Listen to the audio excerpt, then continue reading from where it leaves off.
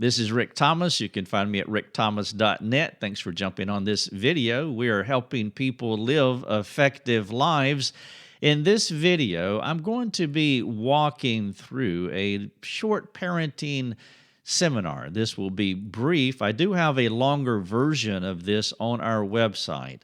I will give you the cliff notes, not all the explanatory notes. If you are a supporting member of our ministry, you can watch the full 1-hour webinar as often as you like, and it goes into a whole lot more detail. But it's parenting, and specifically the important role of fathers in parenting. All right, let's get after it. When a child is born, comes into our world, they come into the world incomplete. They're born in Adam, as we like to say. They're totally depraved, and the goal for all of us is to get to God. That is the primary role of parents, to cooperate with the Lord to help this child become a Christian where they can find wholeness, or as Paul said in Colossians 1:28, Him, Jesus, we proclaim, warning everyone and teaching everyone with all wisdom, that we may present everyone complete in Christ. To be complete, to be whole, to be mature, to be all that God intends you to be, you must be in Christ. You must be born again, and that is the primary role of parenting. And because that is, well, there is an important role. In fact, I would say the most important role in any family dynamic is the father. Now, I'll go in more detail in this on the webinar, but the primary thing I would say is that the children do not have the ability to think in nuance, or to think, take the word father and to think that there are two kinds of father. The most important person, and the person who affirms and teaches what a father is like, is the child's father. And of course, that gives them their view and understanding of who God the Father is. And of course, as you know, that can be problematic because we fathers are imperfect. But when a child is born, the first primary influencer in the child's life is the mom, for obvious reasons. But there becomes a time in the child's life where the father really needs to step up. Now, he steps up all along the way. But there's a crucial time in a child's life where it is imperative that the father is on the job. He's doing what he is supposed to be doing as far as modeling, as Paul said in Ephesians 5:1, imitate God. Or as he said in 1 Corinthians 11:1, follow me as I follow Christ. And the father, the human father, is leading the child to God the Father. Imperfectly, yes, but he does have that role. And so the father becomes the coupler between the child and God the Father. And the crucial time is when the child is, now these are arbitrary numbers that I'm using here, 10 to 13 years of age. And the reason I am addressing this way is because this is the time when the child is changing. They're changing bodily, their voice is changing. Everything about them is changing during this window. What is basically happening here is the child is going from childhood to adult. This is the transition period, and he needs someone, or she needs someone, to lead him into adulthood. Now, when you think about this, there are some made in the image of God identity questions that have to be addressed. These questions are always the same for every boy and for every girl. It's two different question sets because Adam was made one way and he relates to God in a particular way, and Eve was made another way and she relates to God differently. But when you think about made in the image of God identity questions, every boy has these questions that he is asking, whether he audibilizes this or not. He wants to know who he is. What is his identity? The first question is, am I a man? God made Adam a man. He did not make Adam a woman, and it is imperative that the father comes along and affirms the boy in his manhood. You are a man. And the second thing that every boy wants to know is, do you accept me as a man? Am I a man? Am I growing into a man? And am I acceptable as a man? And God made Adam that way, and these are not questions that Adam had to ask.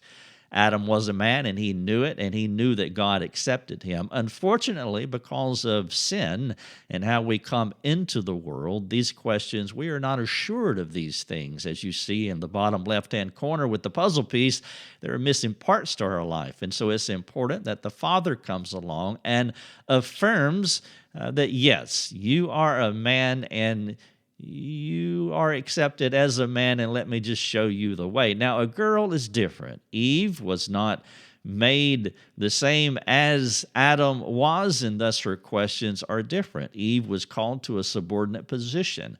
And so Eve is asking a whole nother set of questions. Will you love me, and will you protect me? The first person, there are three primary people in a girl's life. The first one is her father, the second one is her husband, and then the third one is, and the most important one, is God the Father. And she's asking those questions of all three of those people. She wants to know, Dad, do you love me? Dad, will you protect me? And then when she marries, well, she's anticipating and expecting that her husband will answer these questions as well, and that he will love and protect her because of her subordinate role. And of course, ultimately, she's asking these questions of God. But the Father can interfere with this and can create all kinds of havoc in a boy or a girl's life by his passivity or his rejection, and he can disqualify himself as a father because he has done such a poor job. Now, if he does, it will create a traffic jam here in the center of the graph, and the child will have a hard time getting to God the Father, and so they will go another route in search of having their questions answered. They want to have their made in the image of God identity questions answered, and always, virtually always, the way that they will get those questions answered is by their strengths, not by their weaknesses. They will find things that they do well, and they will do those things exceedingly well because they will receive the acceptance, the approval, the significance of other people. They will feel loved and protected when they are working within their strengths, or they will feel like a man and will feel accepted if the boy is working within his strengths. So they will find things that they do well because they are looking for love, they are looking for acceptance, and because their father did not affirm that in them, they will go outside the family dynamic to find these things. And here's a list: sports, friends, work, personal gifting, playing the piano, playing the guitar, ability to sing, or whatever the personal gifting is, intellect, being exceptionally smart. Some of them will find these things in relationships. They're charismatic and they're able to win friends and make relationships, and they will use that as a way of being approved and being accepted. Of course, what you have here is a self-sufficient individual, not a person that's been taught to rely on God, but a person is relying on their own strengths because they're getting their questions answered. Now, there's another way that this happens as well. If this window of the Father here in the center of the screen closes, as it has here, it will pop up at another time in the child's life. It will go dormant between 10 and 13 theoretical years, arbitrary years, and then that window will open up a few years later. And when it opens up again, it will open up and it will look like this. Now, what sex is to a boy and a girl, at this age, the boy meets the girl and she likes him and he feels like a man and he feels accepted and she feels loved and she feels protected by him. And of course, it's all twisted and it's all empty love cups looking to be filled by someone else. And so they come together, and of course, they become physically intimate, and it goes haywire from that point forward. But it is a common occurrence in our culture today. Now, you look at the screen, it's saying, well, my goodness, how many people can go straight from childhood where their father leads them by a imperfect but competent picture of God the Father and leads them to God to where they don't have to digress and go out here and look for love in all the wrong places. How many people do that? Well, I think there are very few people that go from point A to point B through their fathers. Most of us are become so distorted in our family dynamic that we go outside to find our identity in our strengths, and so we get to God the long way around. That's my story, and I suspect most of the people watching this video say they got to God in spite of their fathers, but you can get to God because grace does abound, and no problem that you could ever have is greater than God's ability to restore your soul. And so in this video, you probably have questions, and as I said at the onset, that this is a spoiler alert. This is a